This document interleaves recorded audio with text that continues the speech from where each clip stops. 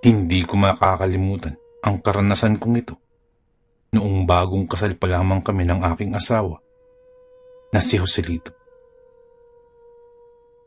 Ako si Vivian. 64 na taong gulang. Nang mangyari ito, ay 21 anyos pa lamang ako nun. At ang aking asawa naman ay 23. Taong 1980 nang mangyari ito. Salamat sa aking panganay na si Luisa sa pagsulat sa aking kwento. Isa rin po kasi siya sa tagapakinig po ninyo. Pasensya na rin kung hindi ko sasabihin ang lugar kung saan ito nangyari. Gusto ko rin namang pangalagaan ang lugar, lalo na't marami na rin namang tao ang naninirahan doon. Sisimulan ko na po ang kwento. Matapos ang reception ng kasal namin ni Joselito, na ginanap din sa bahay namin mismo, sa maluwang naming bakuran, napagkasunduan namin na pumunta sa bahay bakasyonan ng aking tiyuhe. Hindi ko na lamang din po babanggitin ang eksaktong lugar para na rin sa ikakatahimik ng mga taga roon. Malapit ito sa dagat at 4 na oras ang biyahe patungo roon. May kaya sa buhay ang aking tiyo na tawagin na lamang natin sa pangalang Ben. Ang pagpunta namin roon ay regalo niya sa amin. Gusto ko rin kasing makapag-relax. Pagkatapos magbihis, nag-impake na kami. Na-excite ako dahil tiyak na magandang pagmasdan ng alon sa dagat at ang papalubog na araw tuwing hapon. Maging ang preskong hangin dito. Kinabukasan, sinundo na kami ni Tio Ben. Siya raw ang maghahatid sa amin papunta sa bus station na kalahating oras ang layo. Nang makarating roon, swerte namin dahil may bus na patungo sa lugar kung saan kami pupunta. Sumakay na kami kaagad ng bus at ilang sandali lamang ay umusad na rin iyon. Ang totoo niyan, 1 buwan na akong buntis ng mga sandaling ito. Hindi ko pa lamang ipinapaalam kay Joselito dahil gusto ko siyang sorpresahin. Makalipas ang mahigit 3 oras, nakarating na kami sa pinakabayan. Sa terminal ng bus, bumaba kami at pumara ng pampasaherong tricycle. Kaagad naming sinabi ang eksaktong lugar na pupuntahan pagkasakay namin. Sigurado po ba kayo na doon ang punta ninyo? Tanong pa ng driver.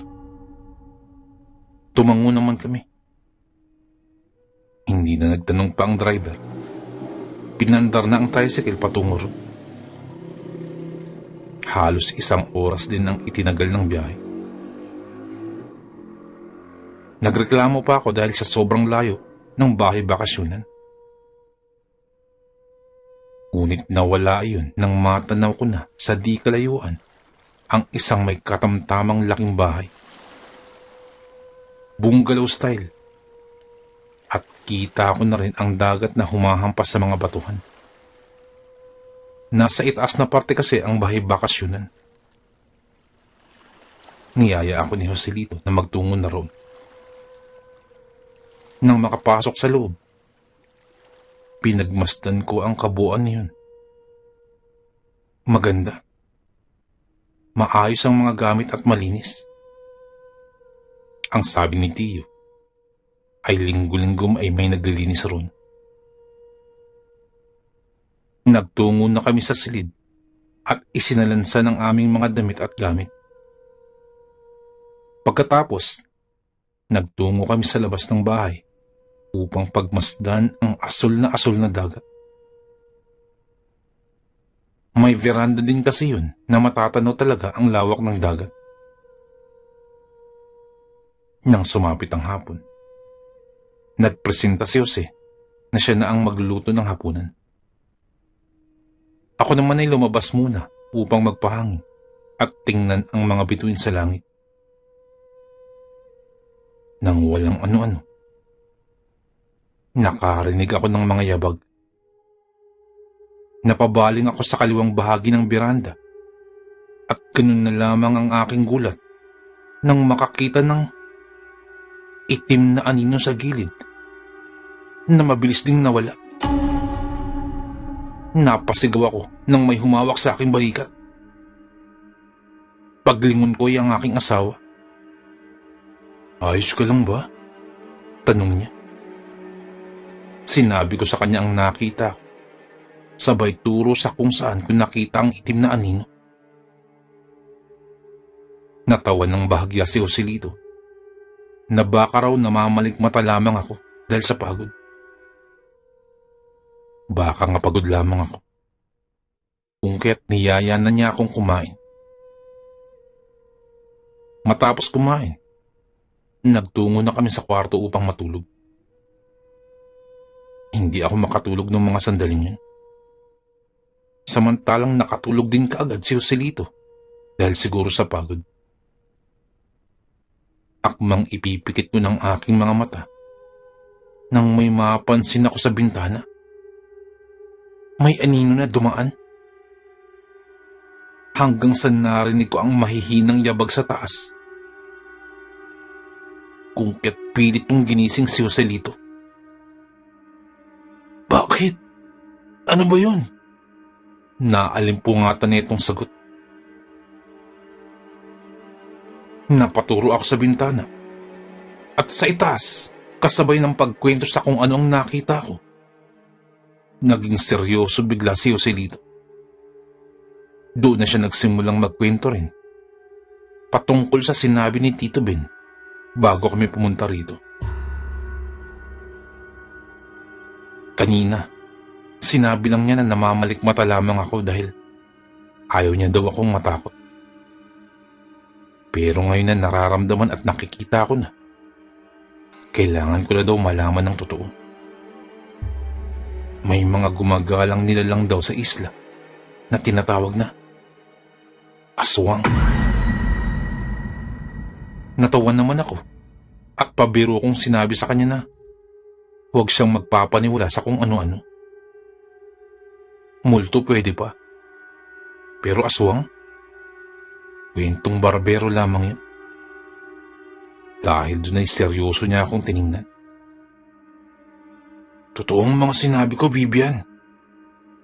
Bago tayo magpunta rito, sinabihan ako ng tiyo mo na may aswang dito. Gusto ko nga sanang umatras kaso alam kong gusto mong pumunta rito kaya nagdala na lamang ako ng mga pangontra. Kung sakali man na salakayin tayo." Seryoso niyang tugon. Bigla akong kinilabutan sa sinabi ng aking asawa. At mukhang napansin niyo ni Joselito. Hinawakan niya ang aking kamay. Huwag daw akong mag-alala dahil kasama ko siya. Sabay na kaming natulog ni Joselito. Kinabukasan, nagpa siya akong maglakad-lakad muna sa daan. Exercise ba? Ayaw sana akong payagan ni Joselito. Ngunit nagpumilit ako at sinabing hindi ako lalayo. Gusto ko rin kasing makita ang labas ng bahay. Habang naglalakad, may babaeng biglang lumabas mula sa kakahuyan. Napapaligiran kasi ng mga punong kahoy ang daan. Hindi ko tuloy maiwasang itanong sa aking sarili kung saan siya nanggaling. Ngumiti ang babae sa akin at nakisabay sa paglakad. Tinanong niya kung saan ako nakatira at sinabi ko rin naman kung saan. "Buntis ka?" sabi niya. Titig na titig siya sa aking tiyan. at may ngiti sa kanyang mga labi. Huminto ako sa paglalakad dahil sa pagkagulat. Paano niyang nalaman na buntis ako? Ayon sa kanya, marunong daw siyang tumingin ng babaeng buntis. Kung kaya't napatangu-tangu na lamang ako. Nang nasa tapat na ako ng bahay, magpapaalam na sana ako sa kanya. Pero wala na siya sa tabi ko. Labis akong nagtaka dahil katabi ko lamang siya kanina. Inisip ko na lamang na baka nagmamadali siya. Pumasok na ako sa bahay at kumain na kami ng almusal ni Joselito. Hindi ko na ikinuwento yun sa kanya dahil baka isipin na naman niya na aswang yun. Matapos kumain ay nagpahinga na ako. Dinadalaw ako ng antok. Marahil dahil sa pagbubuntis ko. Nagising ako ng bandang 4:00 ng hapon. Pagkatapos kong kumain ng tanghalian, nagpaalam naman si Joselito na pupunta sa bayan para bumili ng pagkain namin. Ako naman ay inabala ang sarili sa paglilinis ng bahay. Yung magagaan lamang. Bala ko na ring sabihin sa kanya mamaya na buntis ako.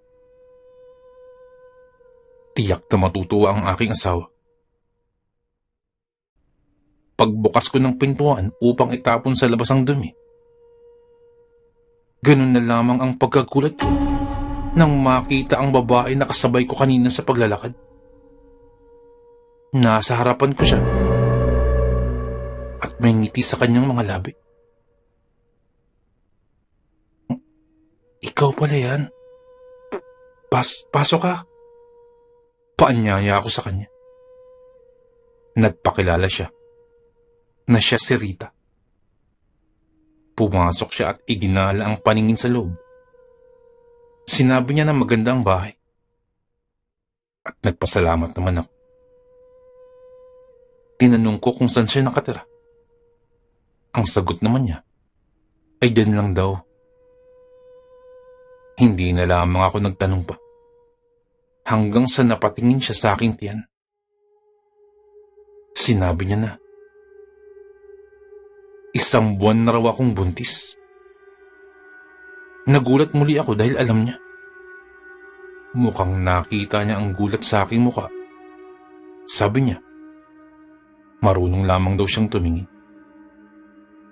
Maya-may lumapit siya sa akin at hinawakan ang aking tiyan. Nakita ko ang pagngisi niya. Bigla akong natakot, kaya't napatayo agad ako. Ilang sandali lamang, humingi siya ng tubig sa akin. Kumuha naman ako sa kusina at ibinigay yun sa kanya. Nang matapos, nagpaalam na siya na aalis siya. Ako naman ay hinugasan ko agad ng baso na ginamit. Maarte kasi ako pagdating sa mga gamit. Hanggang sa unti-unti, nakaramdam ako ng paghilab ng aking tiyan. Napahawak ako sa pasamano ng lababo. Mabuti na lamang at dumating ng aking asawa. Kaagad niya akong nilapitan. Tinanong niya kung anong problema. Kaagad niya akong binuhat at dinala sa kama. Kukuha sana siya ng gamot nang pagbawalan ko siya. Hindi ako pwede sa mga gamot. Sinabi ko na buntis ako. Gulat ang makikita sa mukha niya ng mga sandaling yun. Hanggang sa unti-unting napalitan yun ng ngiti. Ayos! Magiging tatay na ako! Sigaw niya. At napasuntok pa siya sa hangin. Natawa na lamang ako. Ipinaabot ko lamang yung bitamina ko at iyon ang iniinom ko. Hanggang sa unti-unti akong makatulog. Dala na rin siguro ng pagod sa paglilinis. Nagising ako na sarado na ang mga bintana. Ayos lang naman yun dahil may aircon naman sa loob. Hindi na rin masakit pa ang tiyan ko. Pumunta ako sa kusina at nakita ang aking asawa na abala sa pagluluto. Umupo ako sa may bandang mesa. Tinanong ko siya kung bakit nakasara ang bintana. Sinabi niya, para sa kaligtasan ko raw yun. Naguluhan ako kaya tinanong ko siya kung bakit. Matapos ipahina ang apoy sa kalan, umupo siya sa tapat kong upuan at nagpaliwanag. Ang sabi niya, tiyak na pupuntahan ako ng aswang dahil buntis ako. Gustong gusto pa man din ng mga ito ang babaeng buntis. Kinilabutan ako dahil dun. Wala akong nagawa kung hindi ang tumango kahit na hindi ako naniniwala. Nang maluto ang hapunan ay kumain na kami. Pagkatapos kumain, nanood muna kami ng palabas sa TV bago nagpa siyang matulog. Ang sabi niya ibabantayan niya raw ako. Nagsaboy siya ng asin sa kwarto at naglagay ng bawang sa bintana. Naglagay din siya ng luya sa bulsa ng aking duster. May hawak din siyang buntot pagi. Kung hindi lang dahil sa matino pa kausap ang aking asawa nun, iisipin ko na nasisiraan na siya ng bait. Nagpasya na rin ako na matulog nun. Bandang 12:00 yun ng madaling araw nang makaramdam ako ng pagkaihi. Napabaling ako sa aking tabi. Nakahiga at mahimbing nang natutulog ang aking asawa. Dahan-dahan akong bumangon at nagtungo sa CR na nasa tabi ng kusina sa ibaba. Nang nasa banyo na ako, nakarinig ako ng galabog sa itaas ng bubong. Natigilan ako. Nagmamadali akong lumabas ng banyo at tinungo ang kwarto. Ginising ko si Joselito at sinabi yun. Kinuha niya ang buntot pagi at lumabas ng bahay. Lumabas ka! Huwag kang duwag! Sigaw ng aking asawa. Hanggang sa nakarinig na lamang kami ng huni ng ibon. Napadungaw ako sa bintana at nakakita ako ng namumulang mga mata na nakatingin sa aking asawa. Nakahinga ako ng maluwag nang umalis na rin yun. Ngayon, naniniwala ka na ba na may aswang? Tanong sa akin ng aking asawa pagkapasok namin sa loob ng bahay. Hindi na lamang ako nagsalita at natulog na. Kinaumagahan, maaga akong nagising. Para maglakad-lakad muli. Nagwalis na rin ako ng bakuran. Tulog pa nun si Joselito dahil napuyat siya sa pagbabantay. Ilang minuto ang nakalipas nang lumapit sa akin si Rita. May dala siyang lunchbox na sa tingin ko ay pagkain ang laman yun. Binati niya ako ng magandang umaga. Ang bilin sa akin ng aking asawa ay huwag akong lalapit sa kung kani-kanino. Ngunit nakonsensya naman ako dahil wala namang ginagawang masama sa akin ng babae. Kaya bakit ko siya iiwasan? Lumapit ako kay Rita at kinuha ang lunchbox na inaabot niya. Kainin mo yan, ha? Nakangiti niyang sabi, sabay tingin sa aking tiyan. Nagpaalam na siya sa akin.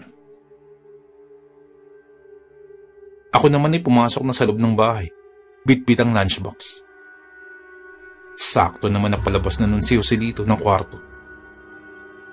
Napatingin siya sa lunchbox na dala-dala ko Tinanong niya ako kung kanino galing yun. Sinabi ko naman ang totoo at ikinuwento ko ang lahat. Maging iyong nagkasabay kami sa paglalakad at yung pagpasok niya sa loob ng bahay. Pinagalitan ako ni Joselito dahil hindi daw ako nakikinig sa kanya at hindi rin daw ako nagsasabi sa kanya.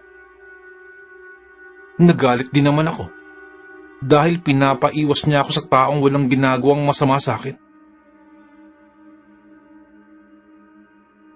Pumunta siya sa kusina at kumuha ng isang kalamansi roon. Tingnan mo! Tingnan mo yung makikita mo! Piniga niya yun sa ulam na nasa lunchbox. Ilang sandali lamang. Unti-unti yung naging karne. Pinakatinitigan kong maigi ang karne. Hindi yung karne ng hayop, kundi karne ng tao. Napaatras ako dahil doon. Humingi ako ng tawad sa aking asawa dahil hindi ako naniniwala sa kanya.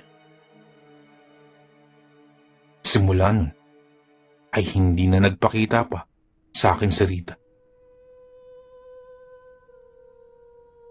Isang gabi, nagising ako dahil sa alinsangan na nararamdaman ko. Pinagpapawisan ako at basa na rin ang aking damit. Nagtataka lamang ako dahil naka-aircon naman kami. Nagbihis ako at lumabas ng kwarto. Sa may terasa ng bahay para magpahangin ay nagtungo ako. Napapikit ako nang dumampi ang malamig na simoy ng hangin sa aking balat. Ngunit maalinsangan pa rin. Parte ba ito ng pagiging buntis? Akmang papasok na ako sa loob ng silid nang may makita akong anino sa gilid. Nakaramdam ako bigla ng takot. Pero dahil sa isiping baka magdanakaw yun, ay kinuha ko ang isang bakal na nasa gilid at dahan-dahan na naglakad patungo ron. Nanlaki ang mga mata ko nang makita ko kung sino yun. Rita! Anong ginagawa niya ron? At paano siya nakapunta ron? Ngumisi siya sa akin.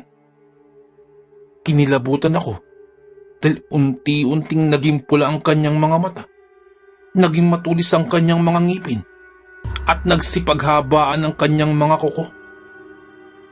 Maging ang kanyang dila ay humaba at punong-puno ng laway ang gilid nito. Kakainin ko ang iyong anak, sabi niya at saka tumawa.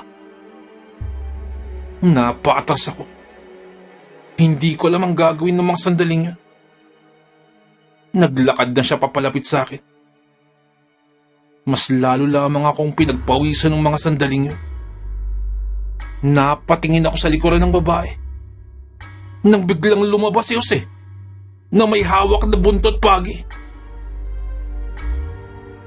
Agad siyang lumapit sa babae at nang makalapit ay hinampas niya ito ng buntot pagi. Napasigaw sa sakit ang babae. Naguhumiyaw ito. Napalingon ng babae sa aking asawa at sa kasunugod. Ngunit kagad na hinampas ulit ng buntot pagi ni Joselito. Para matulungan ng aking asawa, agad akong pumasok sa loob ng bahay at kumuha ng mga asin at bawang. Nagmamadali akong nagtungo sa balkonahe at hinahampas pa rin ng aking asawa ng buntot pagi ang aswang.